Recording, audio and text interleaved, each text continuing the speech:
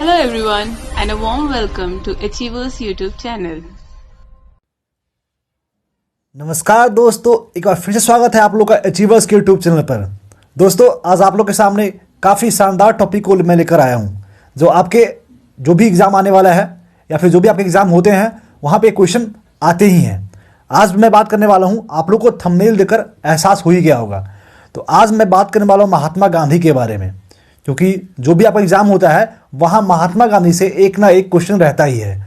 और महात्मा गांधी का बारे में हम लोग को जानना भी चाहिए, क्योंकि इनका जो योगदान रहा है हमारी आज़ादी दिलाने में या फिर हमारे जो भी इंडियन रेवोल्यूशन में या फिर जो भी हमारे देश के हित में, वो काफ़ी एक अहम हिस्सा रहा है। ठीक है, और जितना कहे कम है इनके लिए। ठीक है, तो वो चीज़ जानना भी है, और साथ ही साथ हमारे जब प्रश्न पूछे जाते हैं तो उसके लिए भी ये टॉपिक जो है महात्मा गांधी के बारे में ज़्यादा इंपॉर्टेंट हो जाते हैं। तो चलिए, दोनों चीज़ों को देखते हुए हम लोग आज महात्मा गांधी के बारे में और महात्मा गांधी से संबंधित वन लीनियर क्वेश्चन को सॉल्व करने वाले हैं, और आप लोग के बीच बहुत शानदार तरीके से डिस्कस करने वाला हूं। ठीक है, तो बस आप लोग वीडियो से बने रहिएगा, और क्या करना है, वीडियो को लाइक करना है, कमेंट करना है और शेयर करना है। जो लोग हमारे चैनल पर नया जुड़े हैं, जो अभी तक चैनल को सब्सक्राइब नहीं किए हैं, उनसे मेरा रिक्वेस्ट है, प्लीज़ चैनल को सब्सक्राइब कर दे एवं बेल आइकन दबाकर ऑल पे टैप करें। उससे क्या होगा, जो भी हमारे साइड से रेगुलर अपडेट होगा वो आपको सबसे पहले मिल जाएगा। तो चलिए मूव करते हैं आज के टॉपिक की ओर। ठीक है, पहला प्रश्न है क्या कि गांधी जी का जन्म कब हुआ था। काफ़ी शानदार प्रश्न है कि गांधी जी का जन्म कब हुआ था। तो आप लोग को सबको पता होगा कि 2 अक्टूबर को गांधी जयंती मनाया जाता है। तो गांधी जी का जन्म 2 अक्टूबर 1869 ईस्वी में हुआ था। ठीक है, यानी 1869 में गांधी जी का जन्म हुआ। एक बार पहले गांधी जी के बारे में ओवरव्यू देख लेते हैं, जो चीज़ें आपको जाननी ही चाहिए, जो गांधी जी के बारे में है वो चीज़ें जाननी चाहिए, वो सबसे पहले डिस्कस कर देते हैं। ठीक है, तो इनका जन्म 2 अक्टूबर 1869 में हुआ था, और वो भी कहाँ हुआ था, पोरबंदर में हुआ था। कहाँ हुआ था, पोरबंदर में। ठीक है, और इनका पूरा नाम था मोहनदास करमचंद गांधी। क्या था, मोहनदास करमचंद गांधी। इनका वाइफ का नाम था कस्तूरबा गांधी और माता का नाम पुतलीबाई। ठीक है, माता का नाम क्या था, पुतलीबाई, और वाइफ का नाम कस्तूरबा गांधी और पिता का नाम करमचंद गांधी। अक्सर लोगों में माता के नाम और वाइफ के नाम में थोड़ा सा लोगों में मिसअंडरस्टैंडिंग हो जाता है, लोगों में गलत हो जाता है। तो जो वाइफ का नाम था वो कस्तूरबा गांधी था। आपका जो गांधी जी थे, महात्मा गांधी जी थे, तो गांधी जी का सरनेम लगा उधर आपके कस्तूरबा गांधी में, और माता का नाम था पुतलीबाई, तो पुतलीबाई हो गए। तो आप लोग एक बार अच्छी तरीके से माइंड में मेकअप कर लीजिएगा। ठीक है, कि जो आपके माता का नाम था वो पुतलीबाई थे, और जो इनके पत्नी का नाम था वो कस्तूरबा गांधी थे, क्योंकि गांधी जी का सरनेम लगा था। ठीक है, और पिता का नाम था क्या, करमचंद गांधी। ठीक है, इनका मृत्यु हुआ था आपका 30 जनवरी 1948 में। 30 जनवरी 1948 में इनकी मृत्यु हुई थी। तो ये कुछ चीज़ें थी जो कि गांधी जी के बारे में आप लोग को बिल्कुल जानना ही चाहिए। ठीक है, बिल्कुल जानना चाहिए, अगर नहीं जान रहे तो दिक्कत में आप लोग हैं। ठीक है, चलिए मूव करते हैं आज के अगले प्रश्न की तरफ। अगला प्रश्न क्या है कि गांधी जी वकालत करने के लिए दक्षिण अफ्रीका कब गए थे। काफ़ी शानदार प्रश्न है, और ये प्रश्न आपको एग्जाम में प्रश्न पूछे जाते हैं। जो गांधी जी के बारे में है ना, अक्सर एग्जाम में जो भी एग्जाम होता है, ऐसा कोई भी एग्जाम नहीं हो जिसमें गांधी जी के बारे में एक ना एक क्वेश्चन नहीं रहे। ठीक है, तो बिल्कुल आप लोगों को जितना क्वेश्चन मैं कराने वाला हूं आज, बिल्कुल वो क्वेश्चन को आपको याद कर जाना है। चाहे वो समझ के याद करो, चाहे वो रट्टा मार के याद करो, लेकिन अल्टीमेटली आपको याद करना है। ठीक है, अगला क्वेश्चन क्या था कि गांधी जी वकालत करने दक्षिण अफ्रीका कब गए थे। तो 1893 में गांधी जी वकालत करने के लिए दक्षिण अफ्रीका यानी साउथ अफ्रीका गए थे। ठीक है, फिर देखिए अगला प्रश्न क्या है कि गांधी जी ने अपनी पहली सत्याग्रह प्रयोग कब किया था। जो गांधी जी अपनी पहली सत्याग्रह का प्रयोग कब किया था, ये जो किए थे सितंबर 1906 में आपके दक्षिण अफ्रीका ट्रांसवाल में भारतीय के खिलाफ जारी एशियाई अध्यादेश के विरोध में। ठीक है, सितंबर 1906 में दक्षिण अफ्रीका ट्रांसवाल में भारतीयों के खिलाफ जारी एशियाई अध्यादेश के विरोध में ये पहला सत्याग्रह का प्रयोग किए थे।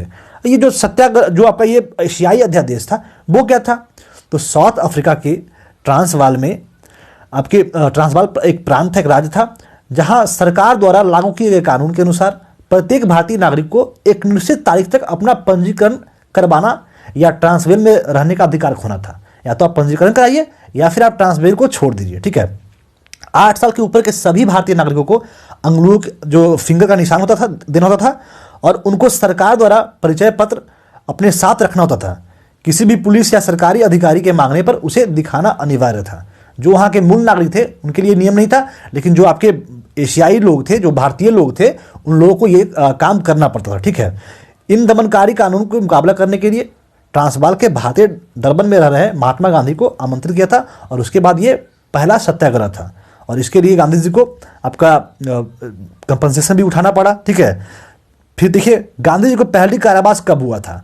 ये दक्षिण अफ्रीका में जोहान्सबर्ग में 1908 में गांधी जी को पहली बार कारावास हुआ था, जो कि आपके 2 मंथ का कारावास हुआ था। ठीक है, 2 मंथ का इन पे कारावास हुआ था। तो ये प्रश्न था। अब अगला क्वेश्चन क्या है कि किस रेलवे स्टेशन में गांधी जी को अपमानित किया और अपदस्थ किया गया था? मतलब कौन से रेलवे स्टेशन से गांधी जी को अपमानित कर दिया था और अपदस्थ किया गया था, मतलब वहां से इनको भगा दिया गया था? तो दक्षिण अफ्रीका के पीटर मैरिट वर्क्स, ठीक है, पीटर मैरिट्स वर्ग रेलवे स्टेशन पर गांधी जी को अपमानित किया गया था और इन्हें ट्रेन से धक्का दे दिया गया था। ठीक है, आप लोग स्टोरी बिल्कुल जानते ही होंगे। ये पीटर मैरिट्स वर्ग था, रेलवे स्टेशन था, वहीं पे इन्हें अपमानित किया गया था। ठीक है, तो ये क्वेश्चन भी आपके एग्जाम में पूछे जाते हैं, तो बिल्कुल आप लोग इसके माइंड में डाल लीजिएगा। फिर देखिए अगला क्वेश्चन क्या है कि गांधी जी ने टॉलस्टॉय फॉर्म दक्षिण अफ्रीका कब शुरू किया था? गांधी जी के द्वारा टॉलस्टॉय फॉर्म जो हुआ था दक्षिण अफ्रीका में शुरू किया गया था, वो कब किया गया था? तो ये 1910 ईस्वी में गांधी जी के द्वारा टॉलस्टॉय फॉर्म आपका शुरू किया गया था, बात किया गया था। अब ये टॉलस्टॉय फॉर्म था क्या, इसके बारे में आप लोगों को जानना चाहिए। तो जो टॉलस्टॉय फॉर्म था उसकी स्थापना गांधी जी ने वर्ष 1910 में की थी। यहाँ तो आप लोग को यहाँ दिया गया, सबको पता है।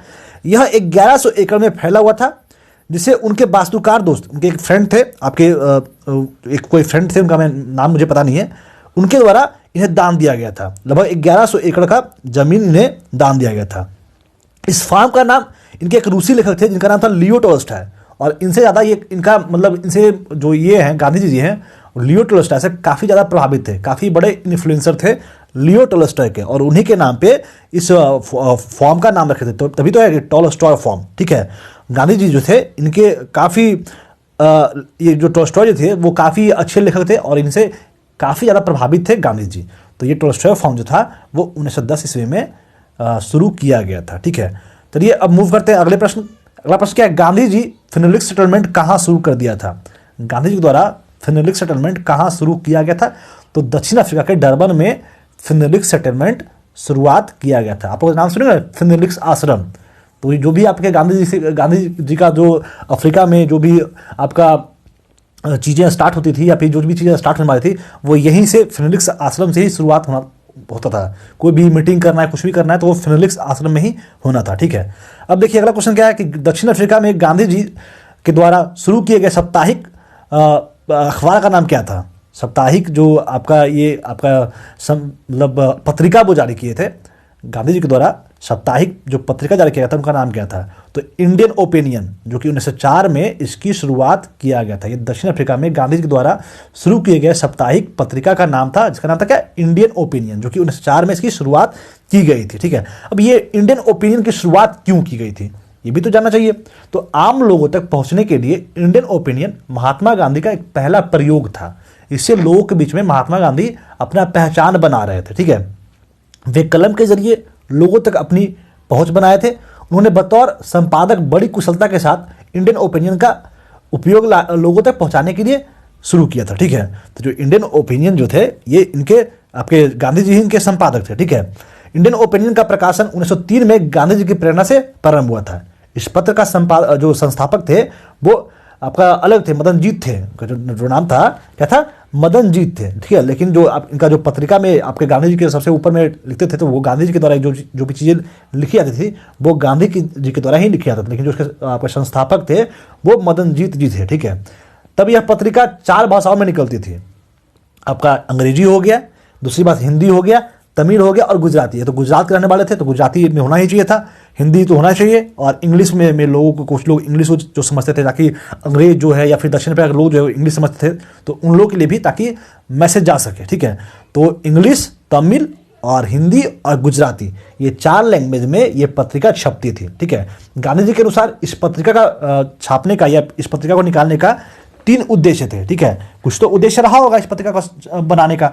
तो पहला तो यह था कि दक्षिण अफ्रीका में रहने वाले प्रवासी भारतीयों का दुख शासन चलाने वाले गोरे अंग्रेजों के मिले इसके साथ मतलब जो भी आपके जो गोरे अंग्रेज जो लोग भी भारतीय जो मुल्क के लोग रहते हैं उन लोग पे जो भी दुख शासन हो जाते हैं उन लोग को इंटरेक्ट करना, वो चीज़ें लोगों में देना कि हाँ ये चीज़ लोगों को दुख हो रहा है, ताकि ये एक मतलब लोग इसके प्रति जागरूक हो सके। ठीक है, इसके साथ साथ प्रवासी भारतीय भी अपनी परेशानी की वजह को समझे। ठीक है, जो लोग वहाँ के लोग रह रहे थे वो लोग को भी ये इंटरेक्ट होना चाहिए कि हाँ भाई मेरे साथ भी ये सिचुएशन चल रहे हैं। ठीक है, दूसरा कारण था मतलब प्रवासी भारतीयों को अपने दोषों के बारे में अवगत कराना, ताकि वे स्वयं में सुधार कर सके। अगर जो कोई प्रवासी भारतीय हैं, कुछ उनका दोष है, कुछ वो गलत कर रहे हैं, तो वो चीज़ उन्हें रियलाइज करवाना, ताकि वो जो चीज़ें वो कर रहे हैं वो चीज़ें वो सुधार सके। ठीक है, अगला जो था वह था कि हिंदू मुस्लिम के साथ साथ क्षेत्रीयता का भेदभाव को समाप्त करना।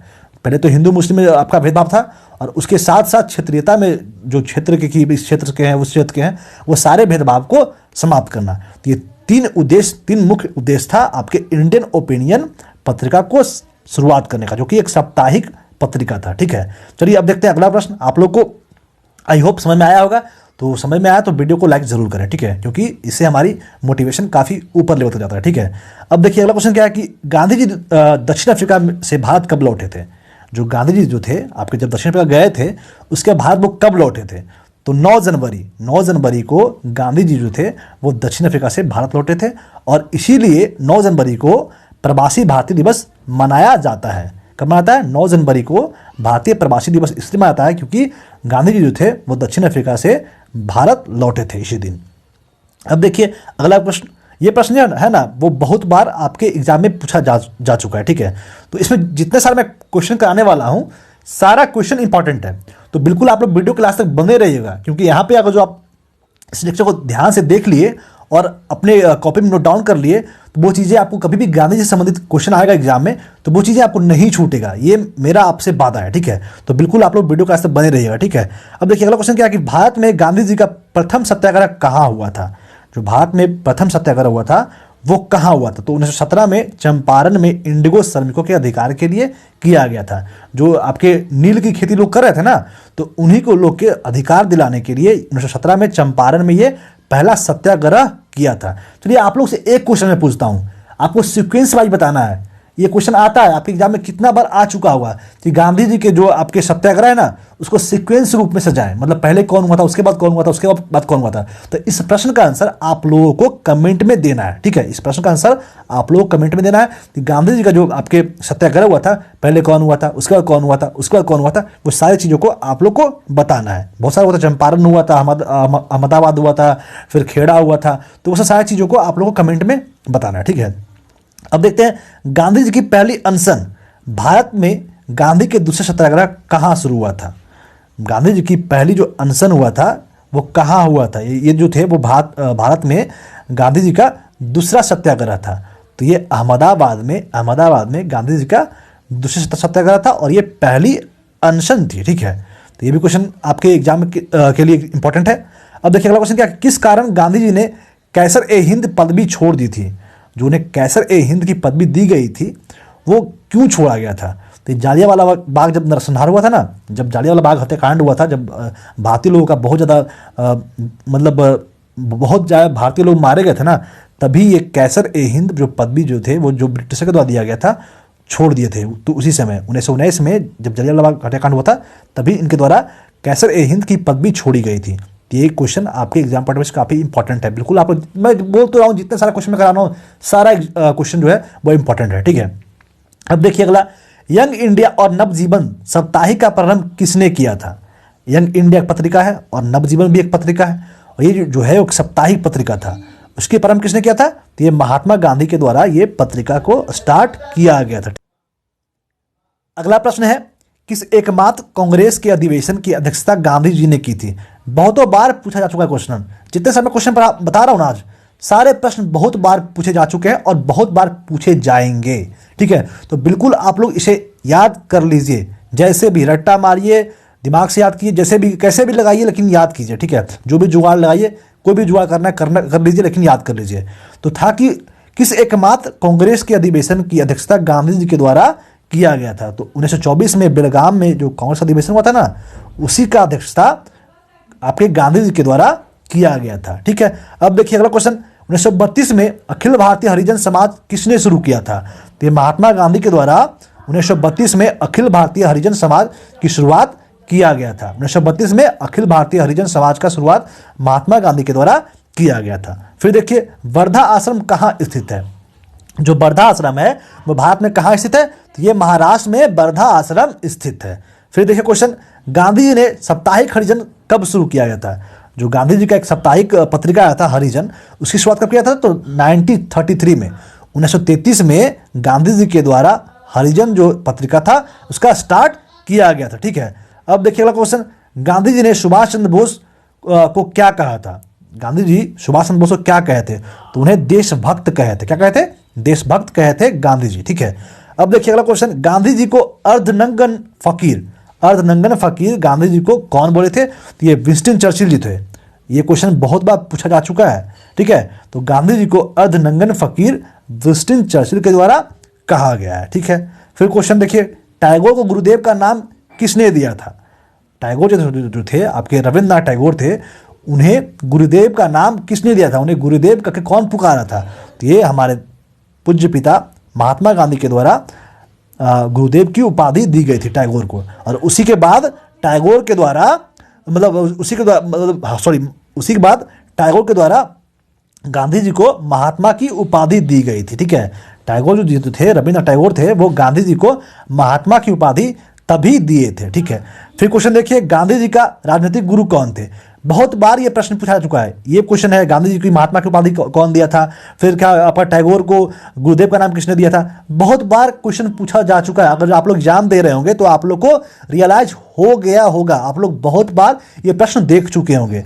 तो क्वेश्चन का था गांधी जी का राजनीतिक गुरु कौन थे, तो गोपाल कृष्ण गोखले जो थे वो गांधी जी का राजनीतिक गुरु थे। और यही आपके गांधी जी को विदेश से बुलवाए थे भी थे कि जाओ भाई वहाँ क्या कर रहे हो, यहाँ बहुत सारे काम तुम्हें करने हैं। और ये काफ़ी ज़्यादा इंस्ट्रक्ट करते थे गांधी जी को कि ये करो वो करो, ये अच्छा रहेगा वो अच्छा रहेगा। तो जो गांधी जी के राजनीतिक गुरु कौन थे, गोपाल कृष्ण गोखले। फिर क्वेश्चन रखिए, गांधी जी का आध्यात्मिक गुरु, जो अध्यात्म गुरु जो थे, वो यानी स्पिरिचुअलिटी जो स्पिरिचुअल से गांधी जी जो थे वो अध्यात्म से भी जुड़े थे, स्पिरिचुअल से भी जुड़े हुए थे।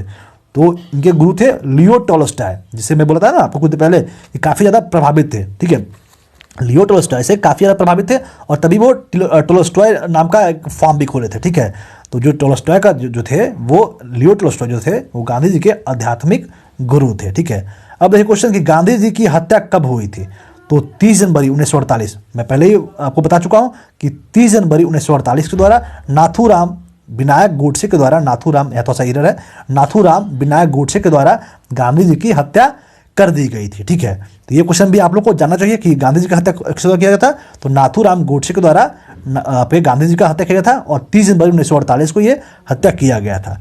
फिर क्वेश्चन था कि गांधी जी ने पोस्ट डेटेड चेक किसने कहा। गांधी जी जो थे वो पोस्ट डेटेड चेक किसको कहे। ठीक है, तो जब क्रिप्स मिशन जो आया था ना, क्रिप्स मिशन जो 1942 में आया था, उसी को गांधी जी जो थे वो पोस्ट डेटेड चेक कहे थे। तो ये क्वेश्चन बहुत बार पूछा जा चुका है। सारे प्रश्न यहाँ जितने मैं प्रश्न कहा सारे प्रश्न आपके लिए इंपॉर्टेंट है और बिल्कुल आपको इसे याद कर लेना है। इसका मैं टेस्ट भी अगले दिन करा दूंगा और आप लोग टेस्ट भी दे लीजिएगा। ठीक है, जो लोग टेलीग्राम से जुड़े होंगे तो वो लोग उन लोग को भी बता रहा हूँ, जो लोग नहीं जुड़े होंगे डिस्क्रिप्शन में लिंक दिया गया है, लिंक पे टाइप करें और टेलीग्राम ग्रुप से जुड़ जाएं। ठीक है, और वहाँ पे मैं टेस्ट करा दूंगा ताकि जो अभी आप चीज़ें पढ़ रहे हैं तो वहाँ आपको जब रिवीजन हो जाएगा, वहाँ पे जब टेस्ट दे दोगे तो आपको बिल्कुल रिवाइज हो जाएगा और वो चीज़ें हमेशा के लिए आपको याद हो जाएंगी। ठीक है, अगला क्वेश्चन था गांधी जी ने हिंद स्वराज का प्रकाशन कब किया। गांधी जी ने हिंद स्वराज का प्रकाशन कब किया था, तो 1908 में गांधी जी के द्वारा हिंद स्वराज का प्रकाशन किया गया। फिर देखिए अगला क्वेश्चन, बाबा आमटे का अव्यक्त सदक का खिताब किसने दिया।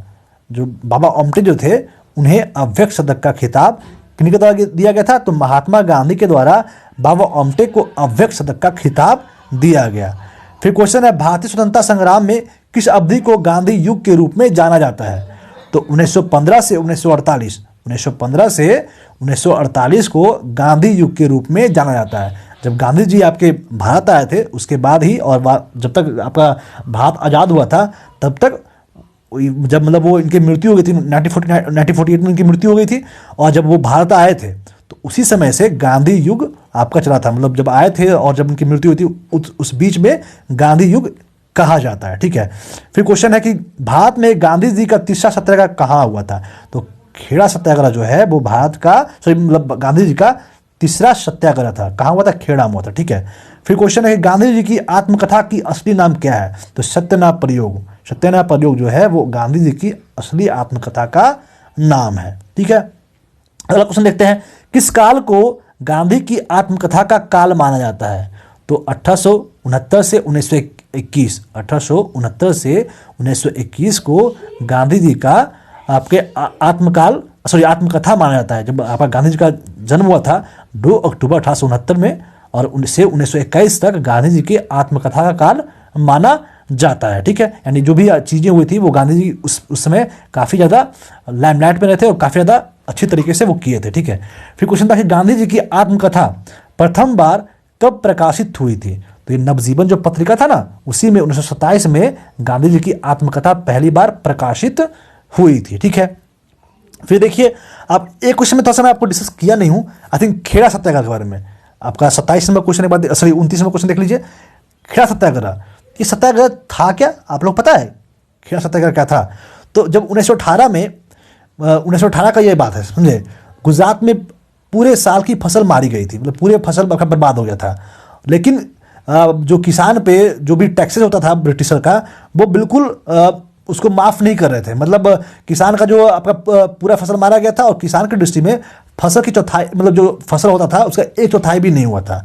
लेकिन स्थिति को देखते हुए लगान माफ़ी होनी चाहिए थी, पर सरकार के द्वारा ऐसा कुछ भी नहीं किया गया। और इसी और किसान जो थे वो काफ़ी ज़्यादा रिक्वेस्ट किए कि भाई मेरा जो भी आप ले रहे हो, कर ले रहे हो, वो माफ़ कर दो, क्योंकि मेरा फसल तो हुआ ही नहीं, इस बार फसल पूरा बर्बाद हो गया है, तो माफ़ कर दो। काफ़ी ज़्यादा रिक्वेस्ट किए, उसके बाद भी नहीं माने। तो गांधी जी के द्वारा सब लोगों में, जितने भी जनता लोगों, उन लोगों को बोला गया कि भाई ये सत्याग्रह करो यार, इसके खिलाफ तुम अपनी आवाज़ उठाओ।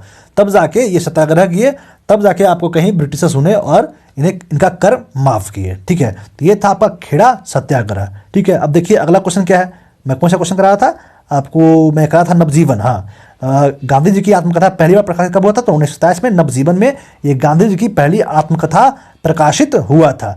अब अगला क्वेश्चन, गांधी जी ने अपनी आत्मकथा किस भाषा में लिखे थे? तो ये गुजरात के थे ही, तो ये अपनी भाषा अपनी जो आत्मकथा लिखे थे वो अपनी भाषा यानी गुजराती में ही लिखे थे। ठीक है। अब देखिए अगला क्वेश्चन, गांधी जी की आत्मकथा का इंग्लिश में अनुवाद किसने किया था? तो महादेव देश जी के द्वारा गांधी जी की आत्मकथा इंग्लिश में अनुवाद किया गया था। फिर क्वेश्चन है कि सत्याग्रह सभा की स्थापना किसने की थी? सत्याग्रह सभा की स्थापना किसके द्वारा किया गया था? तो महात्मा गांधी के द्वारा सत्याग्रह सभा की स्थापना किया गया। अगला प्रश्न था, महादेव देसाई के हस्तांतरण के बाद गांधी जी का सचिव किसे बनाया गया? जब महादेव देसाई जी थे तब गांधी जी के सचिव रहा करते थे, उनके बाद गांधी जी के सचिव किसे बनाया गया? तो प्यारेलाल जी को गांधी जी का सचिव बनाया गया। आई थिंक एक पत्रिका था, आई थिंक हरिजन ही कोई पत्रिका था, हरिजन या फिर हाँ हरिजन ही था, उसके ये संपादक भी थे। प्यारेलाल जो थे वो आपके संपादक भी थे आपके गांधी जी के एक पत्रिका के। ठीक है। तो महादेव देसाई के हस्तांतरण के बाद गांधी जी का सचिव प्यारेलाल जी को बनाया गया था। ठीक है। अब देखिए अगला क्वेश्चन, गांधी जी की अनुयायी मीरा बहन का वास्तविक नाम क्या था? एक गांधी जी का फॉलोवर्स थे जिनका नाम था मीरा बहन, उनका वास्तविक नाम क्या था? उनका वास्तविक नाम मेडलिन अस्लेड, उनके वास्तविक नाम था मीरा बहन का। ठीक है। तो इसे क्वेश्चन पूछे जा सकते हैं, बिल्कुल आप लोग एक बार याद कर लीजिएगा। ठीक है। अब एक क्वेश्चन, किसने गांधी की दांडी मार्च की तुलना श्री राम की लंका पौराणिक यात्रा से की थी? आपके कौन से आपके एक महान व्यक्ति थे जो कि दांडी मार्च की तुलना श्री राम की लंका की पौराणिक यात्रा से की थी? तो मोतीलाल नेहरू के द्वारा गांधी जी के दांडी मार्च की तुलना श्री राम के लंका के पौराणिक यात्रा से किए थे। चलिए अब देखते हैं गांधी जी के उपनाम से जाने वाले व्यक्ति का नाम। ठीक है। ये भी आपके क्वेश्चन जो होता है वो एग्जाम के लिए काफ़ी इंपॉर्टेंट हो सकता है। अभी रिसेंटली एनटीपीसी का एग्जाम हुआ था, वहाँ पूछा गया था कि सीमांत गांधी के नाम से किन्हें जाना जाता है? तो खान अब्दुल गफ्फार खान जी को सीमांत गांधी के नाम से जाना जाता है। तो इसीलिए गांधी जी के उपनाम से जाने वाले व्यक्ति का भी मैं यहाँ पर डिस्कस करने वाला हूँ। तो ठीक है, आप लोग बस वीडियो को लाइक करते रहिए। देख लीजिए पहला क्वेश्चन क्या कि किसने सीमांत गांधी के नाम से जाने जाते हैं? ठीक है। तो खान अब्दुल गफ्फार खान जी को सीमांत गांधी के नाम से भी जाना जाता है। फिर क्वेश्चन था, किसे बिहार के गांधी के रूप में जाने जाते हैं? तो डॉक्टर राजेंद्र प्रसाद को बिहार के गांधी के रूप में जाने जाते हैं। राजेंद्र प्रसाद जो थे वो आपके बिहार के थे, इसीलिए इन्हें बिहार के गांधी के रूप में डॉक्टर राजेंद्र प्रसाद को जाने जाते हैं। ठीक है। अब अगला क्वेश्चन है कि आधुनिक गांधी के रूप में किसे जाना जाता है? तो बाबा आमटे जी को आधुनिक गांधी जी के रूप में जाना जाता है। किन्हें? बाबा आमटे जी को आधुनिक गांधी जी के रूप में जाना जाता है। फिर अगला क्वेश्चन है श्रीलंका के गांधी के रूप में किसे जाता है? जो श्रीलंका के गांधी हैं, मतलब श्रीलंका के गांधी के रूप में किसे जाना जाता है? तो एटी अरियार्टने को श्रीलंका गांधी के रूप में जाना जाता है। फिर अब अगला क्वेश्चन देखिए, अमेरिकन गांधी के रूप में कौन जाना जाता है? तो मार्टिन लूथर किंग को अमेरिका के गांधी के रूप में जाना जाता है। फिर क्वेश्चन है कि बर्मी गांधी के रूप में कौन जाना जाता है? तो जनरल आंग सान को बर्मी गांधी के रूप में जाना जाता है। अगला क्वेश्चन, सबसे लास्ट क्वेश्चन क्या है कि अफ्रीकी गांधी के रूप में किसे जाना जाता है? तो केनेथ कोंडा को अफ्रीकी गांधी के रूप में जाना जाता है। ये क्वेश्चन एक बार आ चुका है, इवन मेरे एग्जाम में भी क्वेश्चन आया था कि केनेथ कोंडा को मतलब कि किन्हें अफ्रीकी गांधी के रूप में जाना जाता है? तो केनेथ कोंडा को अफ्रीकी गांधी के रूप में जाना जाता है। तो ये था गांधी जी के नाम से कौन कौन जाने जाते हैं, गांधी जी के उपनाम से कौन कौन जाने वाले व्यक्ति थे, और ये आपके पूरे गांधी जी के बारे में टॉपिक था। आई होप आप लोग को अच्छा लगा हो, ठीक है। तो ये चीज़ें आप बिल्कुल याद कर लीजिएगा, क्योंकि आपके एग्जाम में यहाँ से क्वेश्चन आते हैं और हर एग्जाम में कम से कम एक क्वेश्चन तो रहेगा ही। अगर जो आप बीपीएससी वगैरह एग्जाम दे रहे हो तो यहाँ से 4-5 प्रश्न हो सकते हैं। 4-5 प्रश्न जो होते हैं वो गांधी जी जो है वो जो एग्जामिनर का होता है, जो आपके एग्जाम देने वाला होता है, उनके फेवरेट होते हैं, ठीक है। तो यहाँ से क्वेश्चन आपको आएंगे, तो बिल्कुल आप लोग इसे याद कर दीजिए, ठीक है। जो लोग जैसे भी याद करना है रट्टा मार लीजिए, जैसे भी याद करना, दिमाग लगा के याद करना है या फिर स्टोरी बना के याद करना है, बिल्कुल याद कर लीजिए, क्योंकि ये आपके एग्जाम पॉइंट ऑफ व्यू से काफी इंपॉर्टेंट है। तो बस वीडियो क्लास तक बने रहने के लिए बहुत बहुत आभार। बहुत जल्द मिलते हैं अगले वीडियो के साथ में। जय हिंद।